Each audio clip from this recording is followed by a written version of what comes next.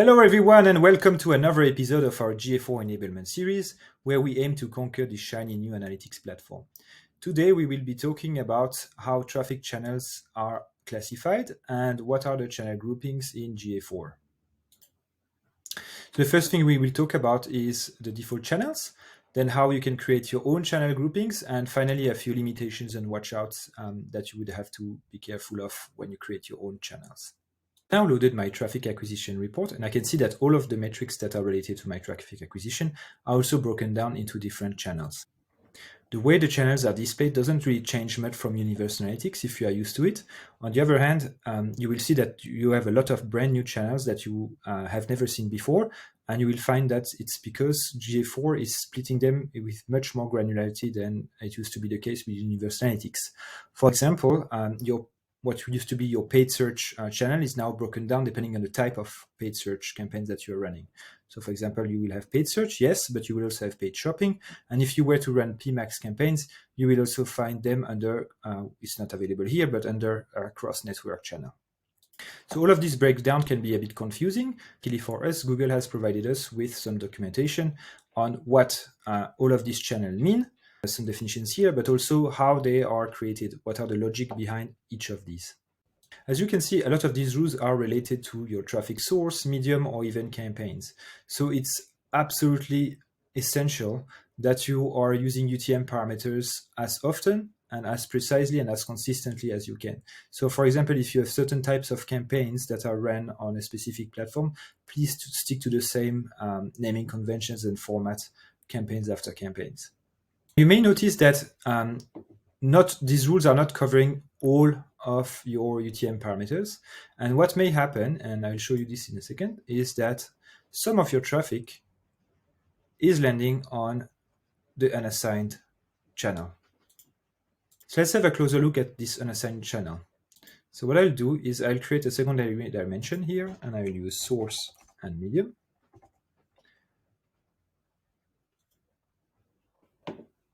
And then I'll filter so I can only see unassigned traffic. So as you can see, some of the traffic, yes, doesn't have any source or medium allocated, but some of it actually has source medium that are related to emails. So this specific business, for example, they are using flows. And one of the options that you have in Klaviyo is for your automations, instead of naming your medium email, you can name it flow email. But because GA4's rule only look at email to classify this traffic under the email channel, this now has landed under the unassigned channel.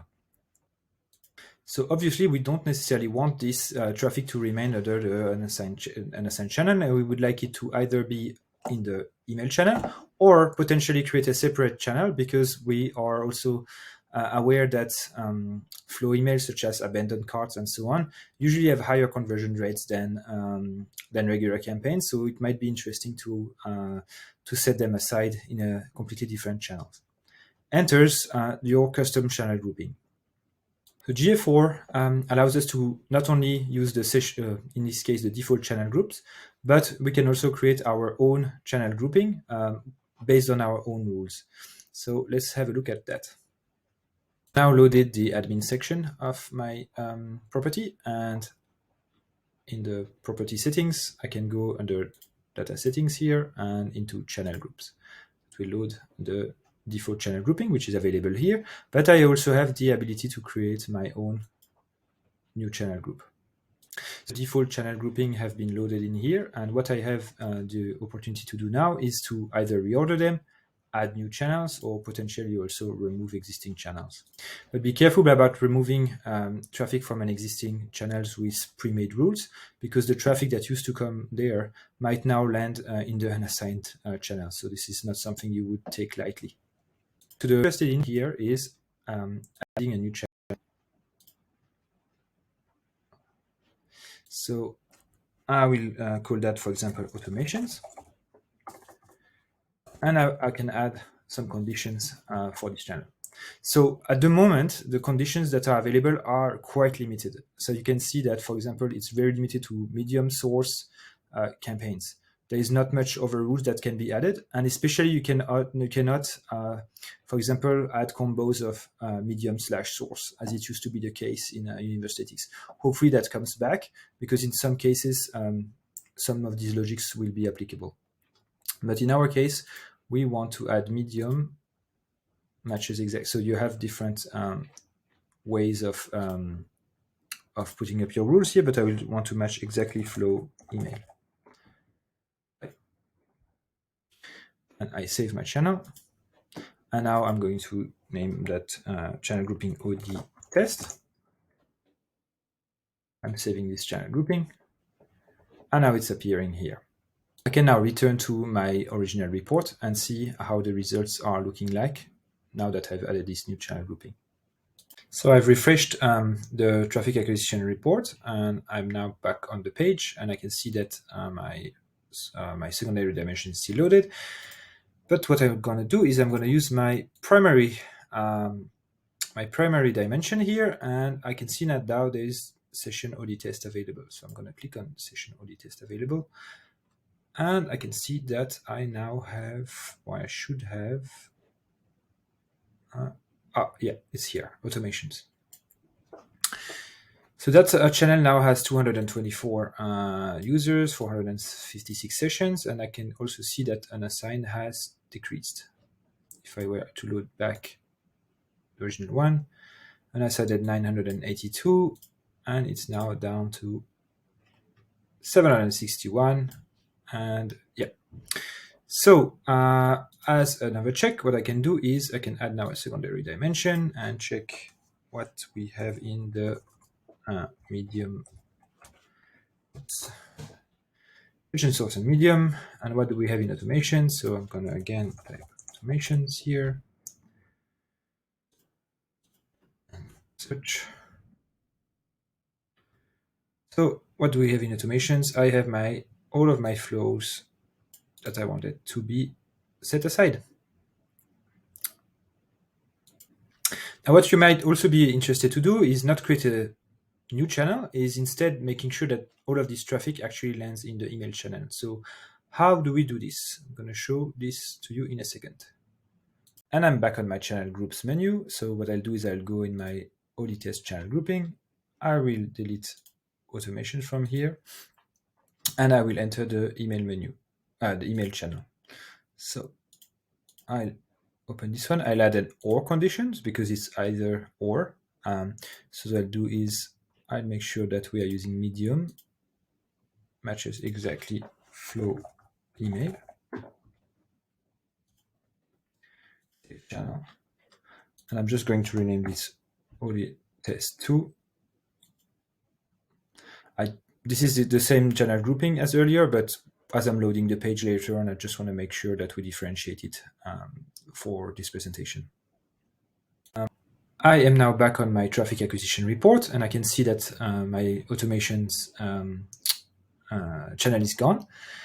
I have an email channel that still under the default settings has 17,776. So we are looking at the number should jump to 17,900 and something, which is because we identified that there were about 200 users more for flow emails.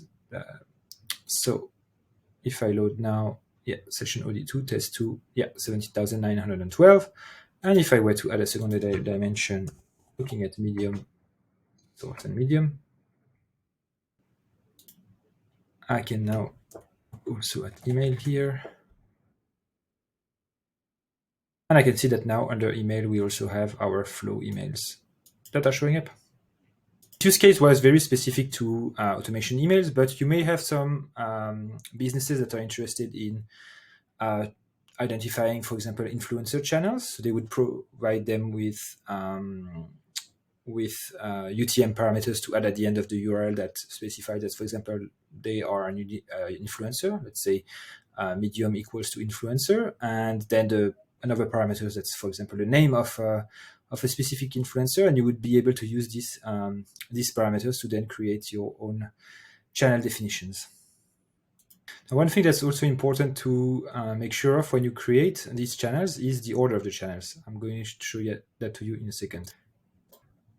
I am now back in the channel grouping menu. So what I'll do is I'll go in this OD test 2 and I will go back in the email section here. I'll remove this rule, save channel, and I'll actually add 2 channels. One is going to be automations again.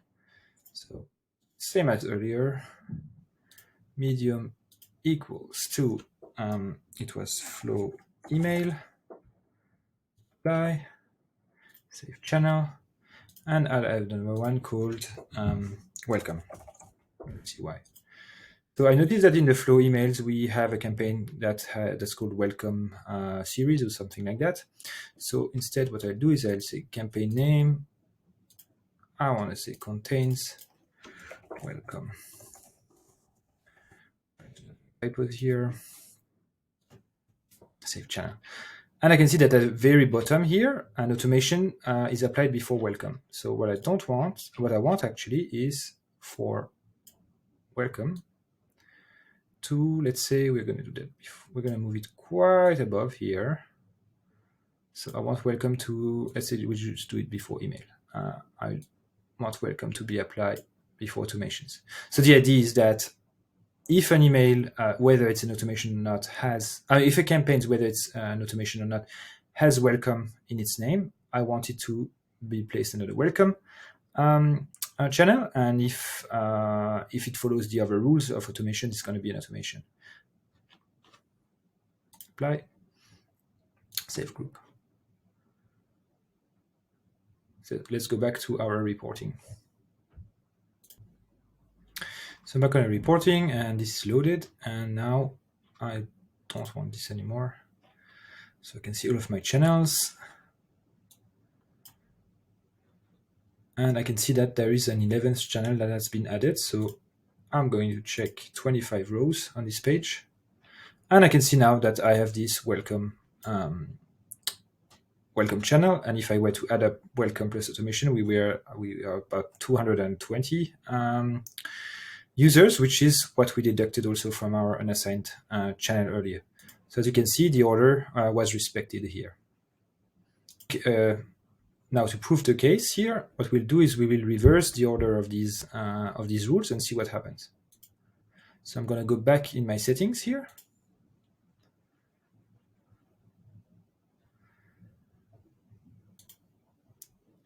I'm going to go back and I'm going to reverse welcome and automation. Sorry, reorder. Welcome and automation. I'm going to put automations above. Apply. Save group. And let's go back to our report. So I'm back on our report, and now I can see that we only have 10 channels, and all of the traffic landed back in automations. There is no more welcome channel because the rules were applied and applied to automations before. So to conclude today's session, here is a recap of what we have talked about. Firstly, GA4's default channel grouping is much more granular than it used to be in the past. Luckily for us, there's plenty of documentation offered by Google to better understand where the traffic comes from and why it was allocated to a specific channel. Secondly, it is very essential to use UTM parameters when you drive traffic to your website. Firstly, because you would like this traffic to be attributed correctly to the existing default channel. But in case you also want to create your own custom channel grouping later on, you will need to use these UTM parameters the best way possible. And finally, just a thing that was not mentioned during this presentation is that default channel grouping cannot be changed. So it used to be the case in Universal Analytics that you could do it, but it's not the case for GA4. So if you want to personalize your channels, you cannot do it at a default level, and you would have to create your own channel grouping. Secondly, regarding custom channel groupings themselves, make sure that you verify their logic. In terms of the type of rules that you are creating when you establish a new channel with and or conditions, or simply with the orders of channels that you are creating to make sure that the right rule is applied at the right time. Secondly, we cannot export these custom channel groupings at the moment outside of GA4 UI. That means not in Looker Studio or in Google Datasheets and so on. And finally, a good thing, though, is that these channel groupings are applied retroactively to historical data. So that means if you make changes to your, if you create new rules for custom channel groupings, all of the data that was collected so far will be allocated to the new channel groupings. And that's it for today, and see you soon for another session.